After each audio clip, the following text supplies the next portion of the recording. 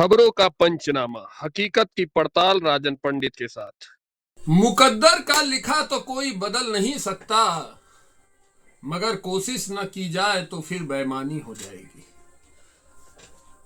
मित्रों, चुनाव के दौरान बंगाल में जो हुआ है ना,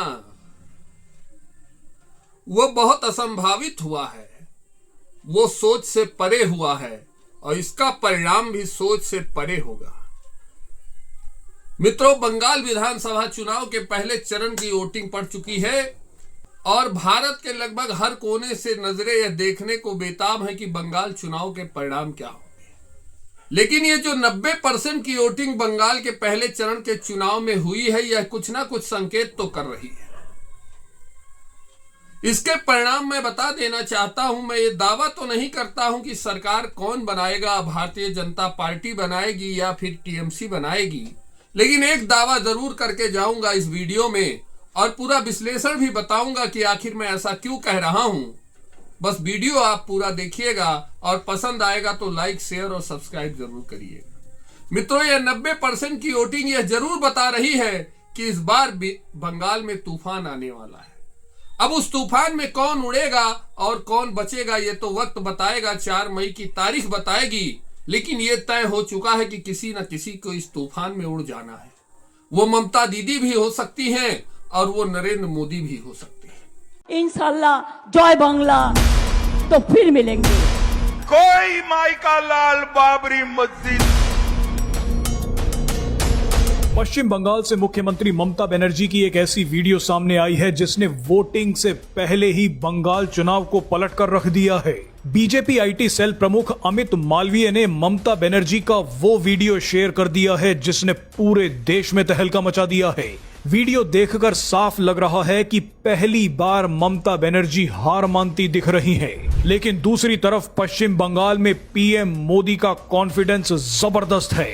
देर रात भी बंगाल के लोग पीएम मोदी को देखने के लिए जुट रहे हैं। उत्तर प्रदेश के मुख्यमंत्री योगी आदित्यनाथ को देखने के लिए भी बंगाल के हिंदू दौड़ रहे हैं। लेकिन ममता बनर्जी टेंशन में है। बंगाल में पीएम मोदी और सीएम योगी के लिए बढ़ती जा रही दीवानगी देख ममता बनर्जी परेशान है। इसीलिए ममता बनर्जी अचानक मंच से जाने लगी और कहने लगी, नमस्कार, जय हिंद, वंदे मातरम, खुदा हाफिज, जय जोहार, इंशाअल्लाह, अगर तृणमूल रहा तो हम फिर मिलेंगे। कई लोग अगर मैं आज दावा कर दूंगा तो बात गलत हो जाएगी, इसलिए मैं दावा ये नहीं करूंगा कि मोदी वहां सरकार बनाने वाले हैं या बंगाल में टीएमसी रिपीट मारने वाली है। लेकिन दावा इतना जरूर मैं फिर से कह रहा हूं, इतना दावा जरूर कर रहा हूं कि इस तूफान में कोई ना कोई उड़ जाने वाला है। अब वो कौन उड़ेगा ये समय बताएगा। अब आप सोचेंगे कि मैं ऐसा क्यों कह रहा हूं। मित्रों, बंगाल के चुनाव का जो इतिहास रहा है कि जब जब वोटिंग बढ़ी है तो सरकारें बदली हैं। जब टीएमसी ने पहली बार 2011 में बंगाल के चुनाव में जीत दर्ज की थी तो पहली बार 81% वोटिंग बंगाल के चुनाव में हुई थी। उसके बाद 84% वोटिंग हुई। उसके बाद पिछले विधानसभा चुनाव में 82% के लगभग वोटिंग हुई थी। लेकिन इस बार जो 90% का आंकड़ा पहुंचा है, यह दिखाने का प्रयास जरूर कर रहा है कि बंगाल के लोग कुछ ना कुछ चाहते हैं। बंगाल के लोग घरों से निकले हैं किसी बदलाव के लिए। वो बदलाव यह भी हो सकता है कि हमें नरेंद्र मोदी की जरूरत नहीं है, और वो बदलाव यह भी हो सकता है कि अब हमारा मन ममता दीदी से भर गया है। क्योंकि भारतीय इतिहास में मेरी उम्र जितनी है, इतनी बंपर वोटिंग तो मैंने कभी नहीं देखी थी। और हर न्यूज चैनल यही कह रहा है कि इतनी बंपर वोटिंग तो सोची भी नहीं थी किसी ने। मित्रों, बंगाल में इस समय 70 से 72% आबादी हिंदुओं की है। 27% के लगभग आबादी, 26% के लगभग आबादी मुस्लिमों की है और 2 से 2.5% की आबादी अन्य समुदायों की, जैन, सिख, पारसी, इन लोगों की है। अब अगर हिंदू ममता दीदी के आतंक से लामबंद हुआ है इस वोटिंग में, तो परिणाम यही होंगे बिहार के तरह कि ममता दीदी इस तूफान में उड़ जाएंगी।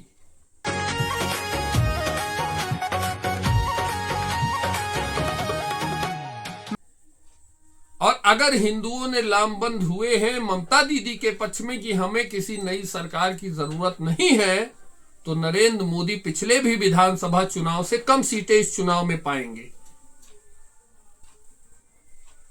क्योंकि आंकड़ा तो यही बता रहा है। लेकिन अगर विश्लेषण किया जाए तो पिछले 1 वर्षों से भारतीय जनता पार्टी ने बंगाल में जो मेहनत की है उसे भी नकारा नहीं जा सकता है। बिहार विधानसभा चुनाव खत्म होने के ठीक अगले दिन से शुरू करने के बाद लगभग 6 महीने होने वाले हैं। इन 6 महीनों में भारतीय जनता पार्टी ने बंगाल के चुनाव में बहुत जीतोड़ मेहनत की है और पिछले 20-25 दिनों से नरेंद्र मोदी भी इस चुनाव में लगातार जीतोड़ मेहनत कर रहे हैं। अब चूंकि भारतीय जनता पार्टी की सेना बड़ी है, सेना का मतलब कार्यकर्ताओं के अंदाजे से अगर देखा जाए तो जिस तरह से पूरे भारत के कार्यकर्ता, विधायक, सांसदों को बंगाल में लगाकर नरेंद्र मोदी ने चुनाव लड़ने का प्रयास किया है, अगर वो उसमें सफल होते हैं तो यह तूफान ममता दीदी के लिए बहुत घातक होने वाला है। क्योंकि भारतीय जनता पार्टी की एक खासियत है कि वो जो भी काम करती है बहुत लगन और शिद्दत से करती है। अगर पॉलिटिक्स उनका पेशा है तो उसे हर तरह से करने का प्रयास करते हैं। इसीलिए आपने देखा होगा कि अनुराग ठाकुर की मछली और चावल खाते हुए तस्वीरें बहुत ज्यादा वायरल है। लोगों ने इस पर तमाम सवाल खड़े किए कि हिंदुओं का ठेकेदार बनने के बावजूद भारतीय जनता पार्टी के नेता तिलक चंदन लगाकर मछली चावल खा रहे हैं। वो उनका अपना नजरिया हो सकता है, लेकिन सच्चाई यही है कि अनुराग ठाकुर हिमाचल प्रदेश से आते हैं, जो एक पहाड़ी प्रदेश है, और पहाड़ों पर मछलियां खाना कोई बहुत बड़ी बात नहीं, वो उनका रोज का है।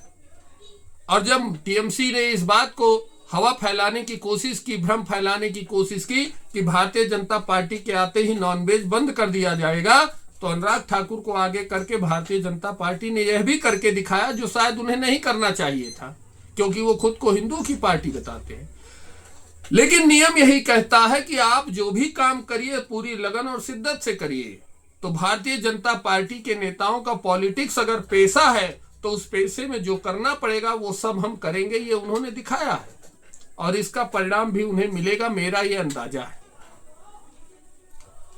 फिलहाल आपका बंगाल के चुनाव पर लेकर क्या कहना है, कितनी सीटें किसको मिल रही हैं, आप चाहें तो कमेंट करके हमें जरूर बताइएगा।